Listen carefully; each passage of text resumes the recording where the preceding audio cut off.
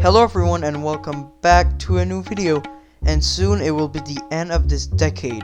So how about we celebrate by talking about my favorite games from each year. So let's get to it.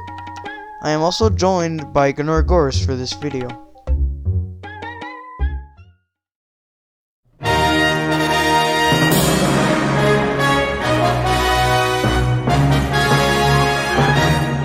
Starting at 2010, we have Super Mario Galaxy 2. Yes, Super Mario Galaxy 2.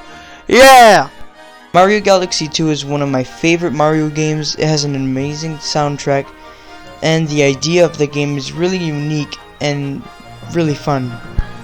I really recommend this game. Very epic. And if you haven't played this game, then what the hell is wrong with you?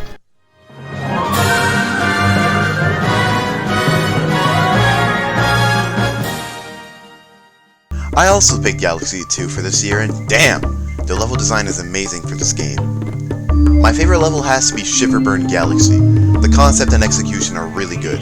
One moment you're platforming across lava, then all of a sudden you hit a switch and the whole level turns into ice, giving access to the rest of the level. There are other examples of great game design in Galaxy 2, but we would be here all day.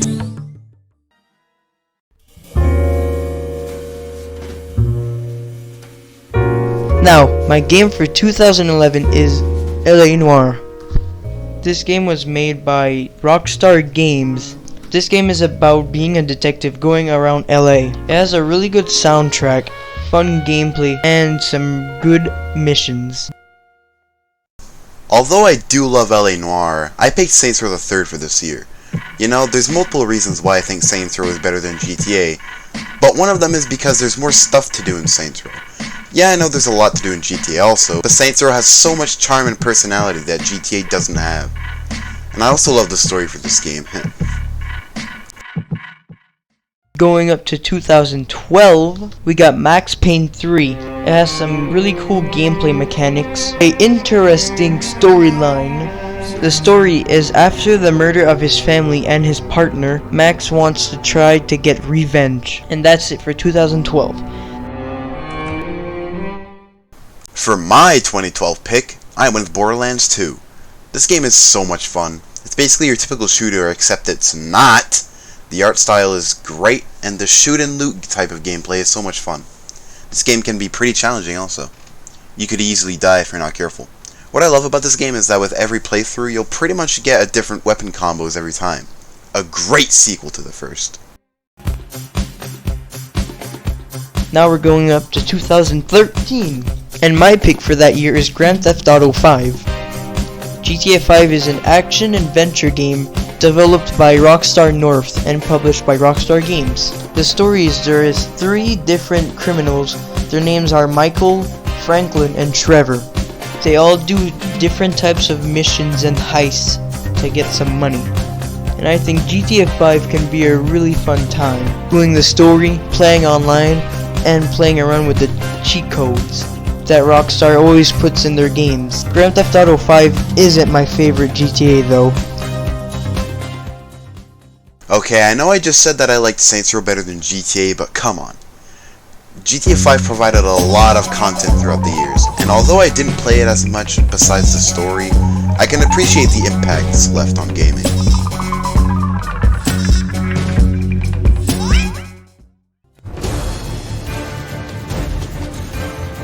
Now we are moving up to 2014, bitch. And we got Smash 4. So I really have to explain what Smash is. A fun-ass fighting game with a bunch of Nintendo characters. It can be really fun to play with friends and family. You can dunk their ass with Luigi. That's basically it. I don't have more to say for this game, so let's move up. Smash 4. Oh, Smash 4. Despite all the jank and the kinda brain-dead combos, you were by far my favorite game at the time. I spent so many hours on this game, you have no idea.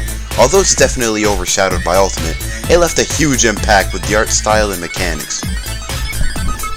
And it had a good online mode unlike another game, which is Ultimate. 2015 we got Undertale. Yo, it's that game with Sans. I would say Undertale is a masterpiece. One of my favorite games. Like, yeah. It includes 100 amazing tracks in the soundtrack. They're all great music. There's a lot of replay value. Very nice story. And I recommend if you play this game, you try every run since they're so great. It's really an experience. And now we all waiting for Deltarune. Chapter 2. Bruh. I'm probably repeating myself by saying it's a great game, but I don't have much to say, okay? Chill. Now let's move on. Look, I know Undertale is very good and all, but I gotta go with Splatoon.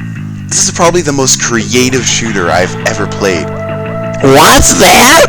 A shooter where you don't have to kill people? Yeah, I know it's hard to believe, COD fans, but it can be done. The goal of Splatoon is to paint as much of the ground as possible, basically turf war. And the weapons are also very creative and cool. I made the slosher. This is a really fun game and is a really nice change of pace from the genocidal clusterfucks in TF2. My favorite part about Splatoon is the hentai! Can you get the fuck out, Sig?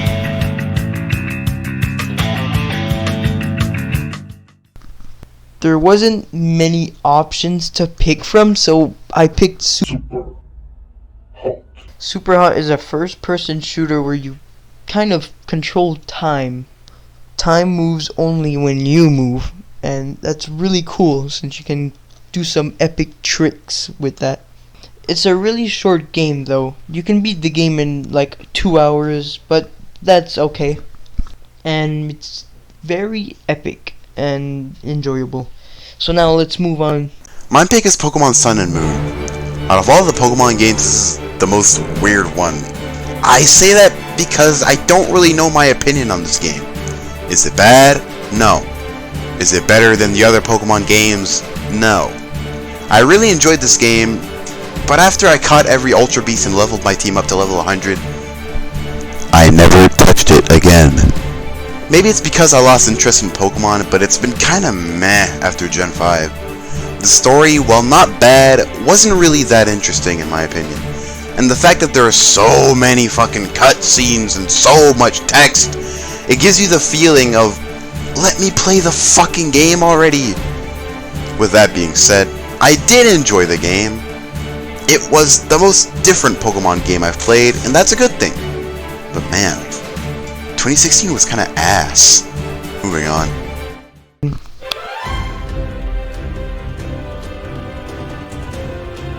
And we of course got Mario Odyssey. I really enjoyed Mario Odyssey, and that's why it's my favorite. It's also one of my favorite Mario games. A pretty unique game with Cappy where you can capture almost anything. You can become a damn tree, okay? That's how you know it's an amazing game, okay? Every kingdom has a unique level design, and it's just really fun to explore around. My favorite kingdom is probably Sand Kingdom or Metro Kingdom. I'm not too sure. One of those. My favorite kingdom is actually the Lost Kingdom. I really like the atmosphere and the design of this level. I love the caterpillar capture, and gliding is always fun to have around. As for the whole game, yeah, it's a masterpiece.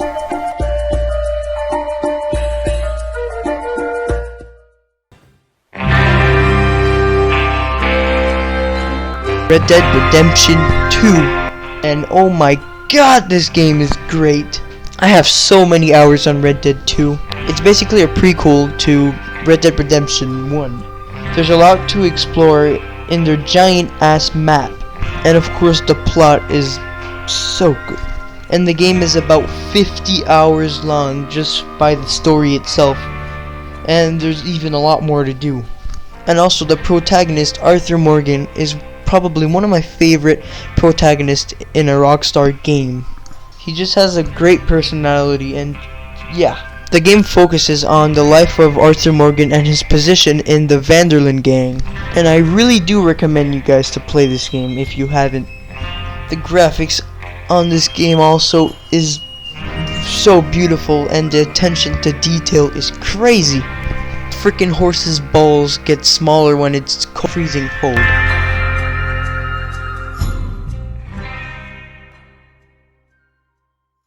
You know, if Red Dead 2 came out a different year, I would easily pick it. Like, it's amazing. But Smash Ultimate! Ah! I fucking adore this game, easily in my top 5 favorite games. Ultimate is basically a straight upgrade from Smash 4 in every way, besides the online, but that's for another time. Graphics, gameplay, everything! Well, it doesn't have Smash. Everything! The gameplay jump from Smash 4 to Ultimate was pretty huge, because Ultimate is way faster.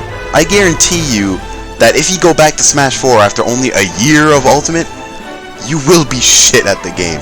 Smash 4 is slow as balls compared to Ultimate.